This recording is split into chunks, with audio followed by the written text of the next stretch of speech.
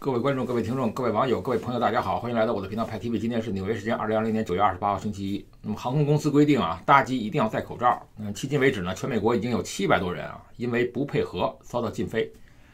新冠病毒是肉眼看不见的微小的呼吸颗粒传播，那么它们可以悬浮在空气中。那么由于飞机的乘客坐在狭小的空间内，彼此呢非常接近，而且时间很长，机舱内呢又没有任何的防护措施。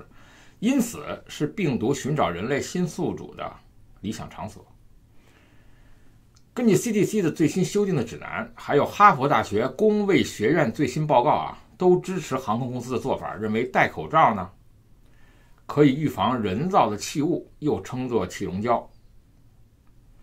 那么如果没有疫苗的话啊，使用口罩是控制机上疾病传播最实用而且有效的选择之一。按照飞机通风系统的速率，普遍使用外科口罩可以把呼吸道颗粒的感染风险呢降到1%以下。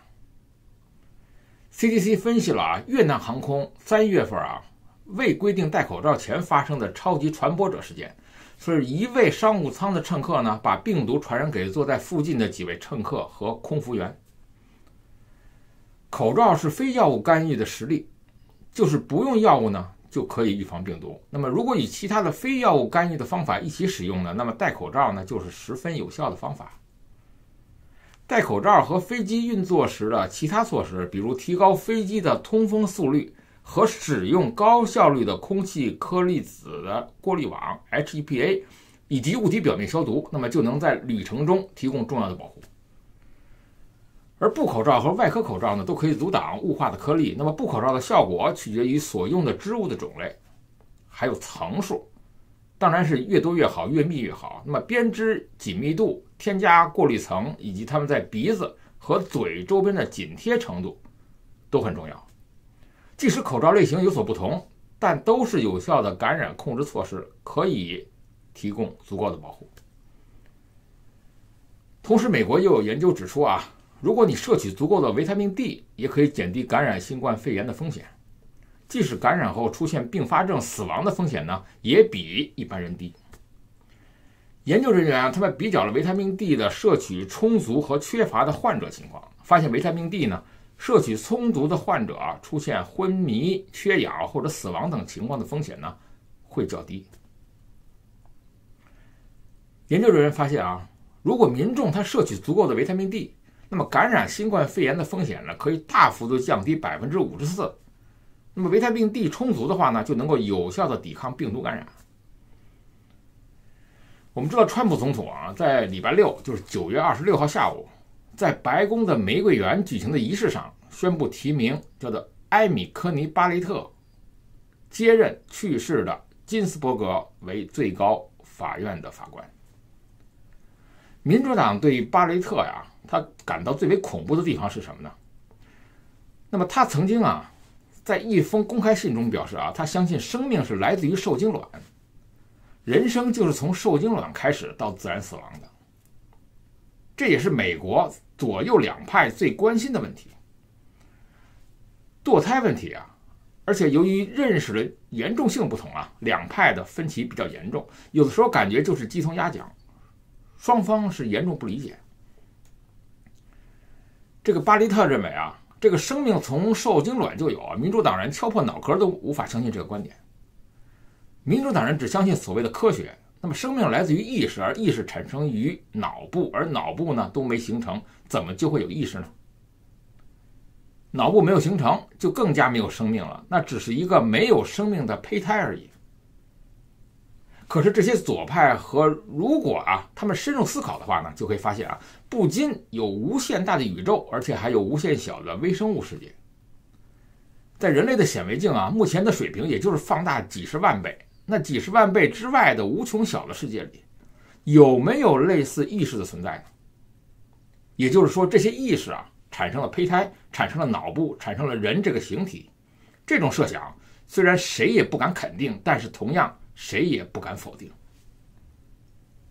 所以不要从神学啊，只要从理性的角度深入思考，都会多多少少理解右派的观点。胚胎可能是有生命的，生命就这么神奇，大自然就这么奇妙，很多存在并不是人类目前的观察可以发现的。这个实验呢，当下也是不可以证明的，因为人类在大自然面前呢，真的是太渺小了。同时，巴雷特还有一个法学观点啊，我非常欣赏，也是同样让民主党人感到恐惧的地方，就是判决啊必须根据法律的文本进行，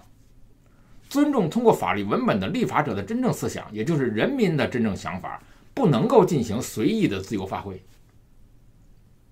其实这就是自由派和保守派法官的区别。很多人说，什么是自由派法官，什么是保守派法官，他们区别在哪里呢？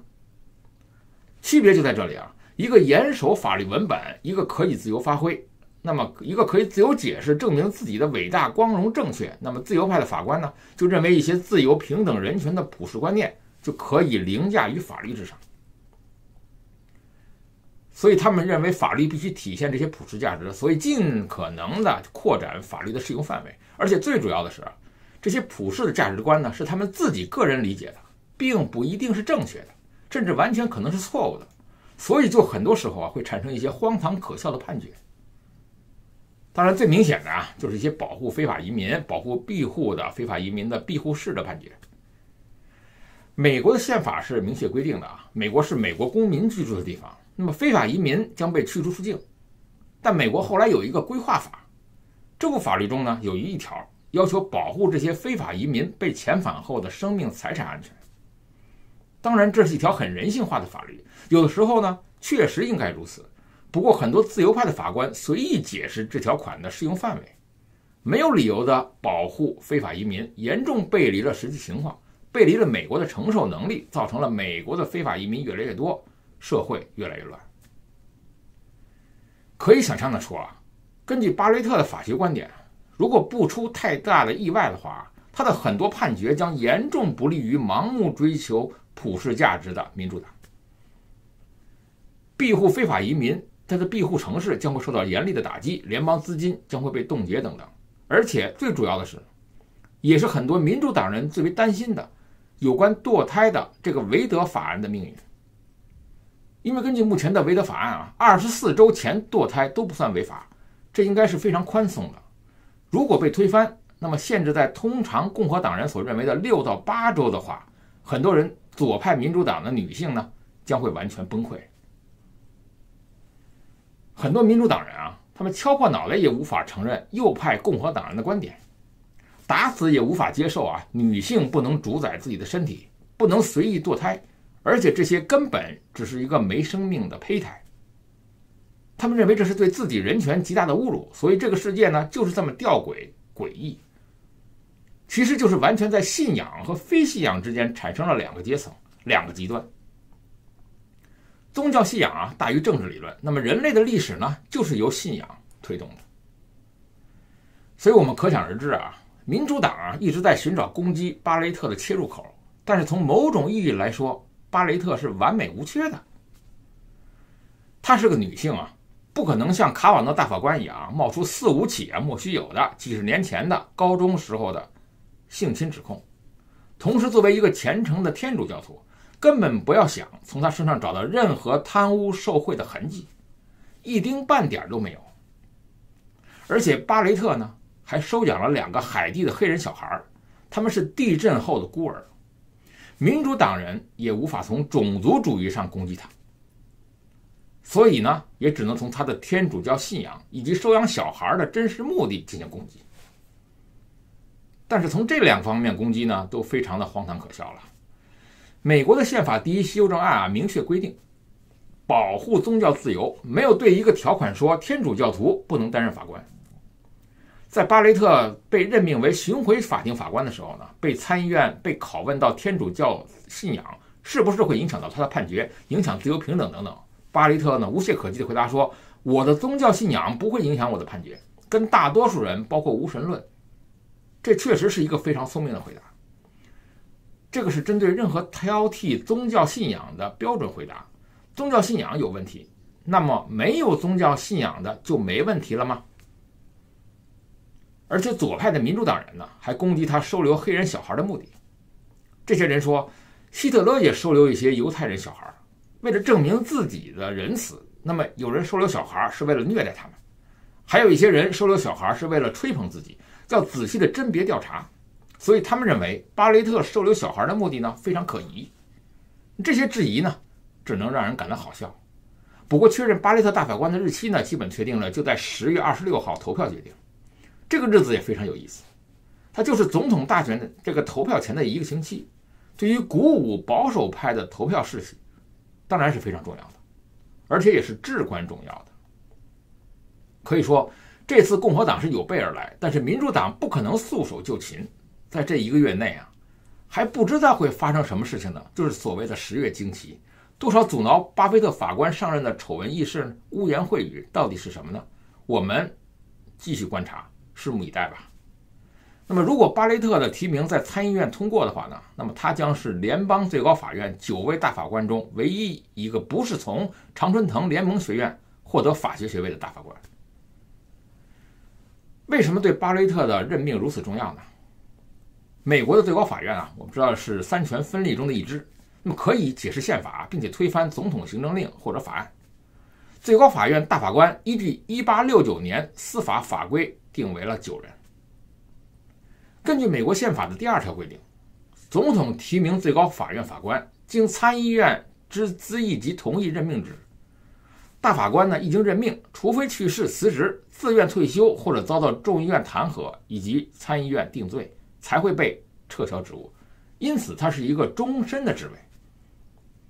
那么，如果巴雷特的提名获得通过，那么美国的最高法院呢，9名大法官中将会有6人为保守派。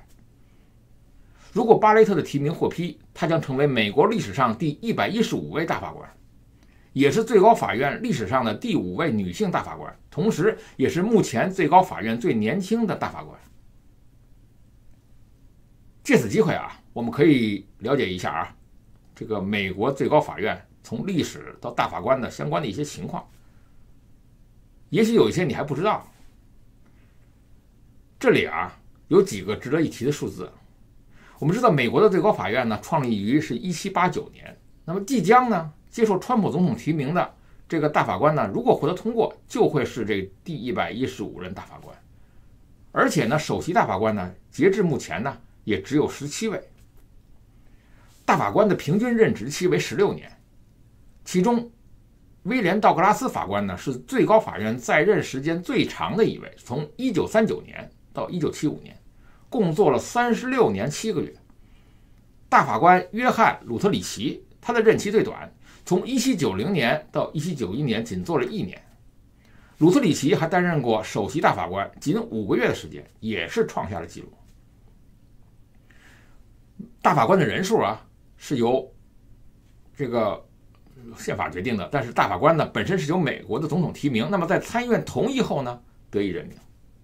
大法官属于终身制啊，只要忠于职守，可以终身任职，非经国会弹劾不得免职。同时宪法呢也确实没有规定大法官的人数，而是由国会决定。最初最高的这个高等法院呢有6位成员，然后是5位，然后是7位，然后是9位，然后又降回8位。一段时间内最多有10个人，再回到了8人，最后在1869年再增到了9人。最高法院啊，它也是美国政府允许普通百姓免费参观的机构之一。它的所在地啊，最初是设在美国早期的这个首都纽约和费城。在首席大法官威廉·霍华德·塔夫托的努力下，最高法院在1935年迁到了目前位于华盛顿特区的办公大楼，就是目前国会大厦对面的那个科林斯式的建筑。那么整座大楼呢是以大理石为主的。那么这栋建筑物呢，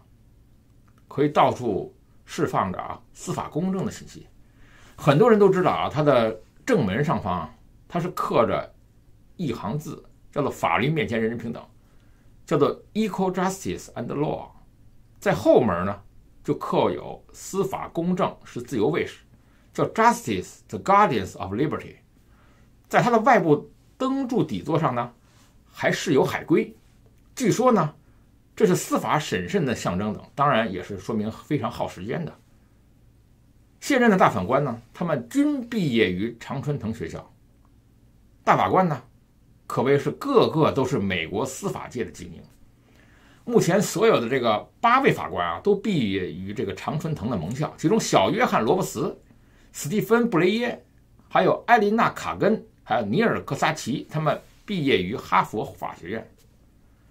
那么克拉伦斯·托马斯，还有这个小塞缪尔·安东尼·阿里托，还有这个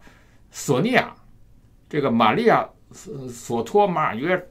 还有一个是叫布雷特·卡瓦诺的，他们呢都是毕业于耶鲁大学的法学院。不久前去世的金斯伯格，那么曾经就读于哈佛大学，但是毕业于哥伦比亚法学院。所以可以看到在金斯伯格去世之前，美国的最高法庭有3位女性大法官。那么即将获得川普提名的继任大法官呢，这个艾米·科尼·巴雷特，她实际上呢，是一个唯一的一个并不是毕业于常春藤联盟学院的法官。最近我们知道美军又使用了忍者空对地导弹，在叙利亚这个伊德利卜呢发动了斩首行动，炸死了是吧？赫拉斯丁极端武装的高级官员叫做赛义夫。这已经是美军第10次使用忍者导弹，它的目标进行一些定点清除了。最近川普他真的是春风得意不仅大选的民调有所回升，还连续获得了2次下届诺贝尔和平奖的提名，这是我们要在10月份就可以得到最后的信息。那么这几天他获得的这个联邦最高法院大法官的提名权，就能够足以影响美国的未来几十年。当然了，在2017年的叙利亚发生疑似使用化学武器事件的时候呢，川普曾经打电话给当时的国防部长马蒂斯，要求斩首叙利亚总统巴萨尔·阿萨德。不过最终呢，马蒂斯阻止了这个疯狂的计划。那么这也证明了这个俄罗斯总统普京的担心，证明了美帝不是没有能力干掉巴萨尔、哈梅内伊之流，而是希望他们悬崖勒马，迷途知返，不要搬美国的石头砸自己的脚。要记住美国的石头也是有美国的主权的。而目前为止，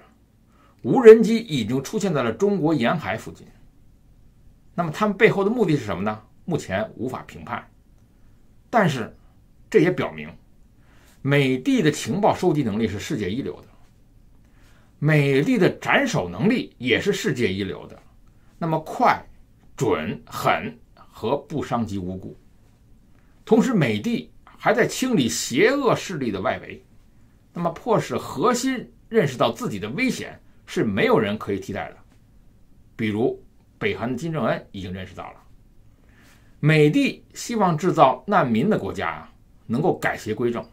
实现国家治理的透明化，委内瑞拉就是代表。任何想帮助伊朗、叙利亚的国家都要正视和美帝对抗的结果，当然包括俄罗斯。同时威胁美帝的人虽远必诛。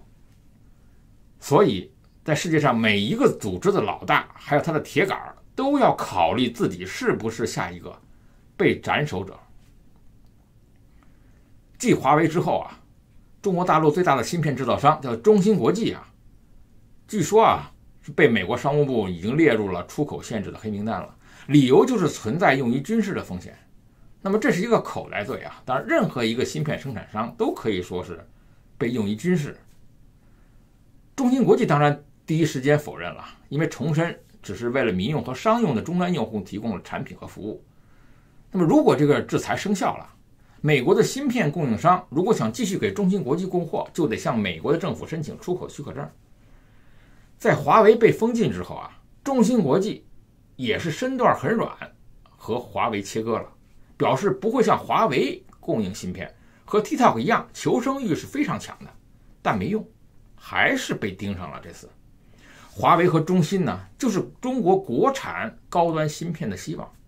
一个主攻芯片设计，一个主攻芯片的制造，都被中国人呢寄予厚望。如果双双被禁，那么中国芯片就相当于被逼入了绝境。我们知道芯片的核心产业链呢，就是芯片设计、芯片制造还有封装测试。目前中国的芯片产业是一个什么样的结局呢？那么是在整个的芯片领域啊，有2个方向，一个是低端的芯片方向啊，他们是主打价格战的。你看这个市场上啊，看着这个遥控器、电动车、空调啊、电饭锅呀，这个领域基本上是被中国厂商垄断了，因为门槛低、利润少，已经被这个国际的厂商放弃了。还有一个就是中高端的芯片，那么中国正在这个领域呢发力，也是目前最需要国产化的部分。那么芯片的设计方面，华为是当之无愧的第一。那么海思设计的麒麟9000的芯片呢，采用的是台积电的5纳米的工艺制成，已经可以和高通的这个骁龙865一较高下。可惜目前华为芯片呢，授权商 ARM 呢可能就被美国公司收购了，而且即使能够设计出来，台积电也无法提供制造。中芯国际呢也明确不会给华为制造芯片。那么其他的芯片制造厂商呢，还有紫光、展锐，是仅次于华为的第2大通信芯片制造商，旗下也是有这个叫虎贲芯片，但是比起华为来说呢，真的是差远了。总的来说，芯片设计这一块呢，在华为被封禁之后呢，不是很乐观。那么芯片制造方面呢，中芯国际就是大陆的芯片制造厂商当之无愧的老大中的老大，刚刚突破了14纳米的量产。虽然台积电已经量产了5纳米了，当然了，台积电已经现在研究达到了2纳米，但是中芯国际表示说年底也会突破10纳米乃至8纳米，形势看来也不错。那么14纳米芯片已经可以覆盖很大的一片应用了，这是芯片国产化呢非常重要的一步。那么这次如果被列入了进口限制的黑名单，那么这个进度估计又要受影响了。所以总的来说，在28纳米的中低端芯片制造商，那么中国国内的厂商基本垄断了中低端制造，那么高端呢，那么还是外企垄断，更高端的部分呢根本就不在大陆设厂。而在芯片的这个封测方面封装测试是芯片制造厂的末端，整体来说呢就是技术含量并不高。不过华为海思芯片的崛起呢，也养活了一批的封测厂商。封测这块呢，台湾是比较厉害的那么日月光啦、这个西品历成南茂新邦还有晶源电子那么国内的厂家主要有3个，长电科技、华天科技，还有通富微电，混得都不错，已经跻身了全球10大封测系列。所以总结一下，芯片国产化的过程中低端芯片已经被国产厂商垄断，终端还在和台湾厂商竞合，而高端芯片在美国的绞杀下基本上就完蛋了。所以现在中国的整个国家和民众都意识到了芯片卡脖子的问题那么各地呢突然就变成了大干快上，只争朝夕。那么仅仅中国全国各地，特别是2线城市都在上马半导体项目2020年的上半年就上马了140个，特别是长江流域的城市。目前各种资金人才都在向芯片行业流入，相关的部门呢也表态说要努力的解决卡脖子技术，但是短时间内看不到转机的。那么这些匆匆上马的项目有多少是真的想要研发芯片呢？所以我觉得还是早早的抛弃幻想比较好。从 TikTok 和中芯国际，那么到了最后服软的姿态看呢，根本就没有用。这种事儿呢，这么多年中国还经历的还少吗？所谓的自力更生持久战的准备呢，该怎么做呢？芯片的问题其实本质上就是中国科技的问题，不重视基础研究，那么有时候太过于功利化，这个要从教育，特别是大学教育开始改变的。什么世界一流大学都是虚的，也自己命名的。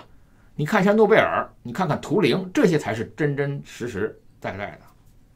什么时候呢？中国能够踏踏实实的做学术研究，而不是搞这些虚名堂，中国的科技和芯片才有希望的。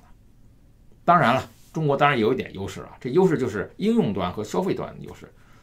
那么有非常丰富的应用开发的优势，还有全球最大的消费市场，还有消费人群能够反馈和迭代，这些对于芯片的开发和应用是很大的推动。当然了，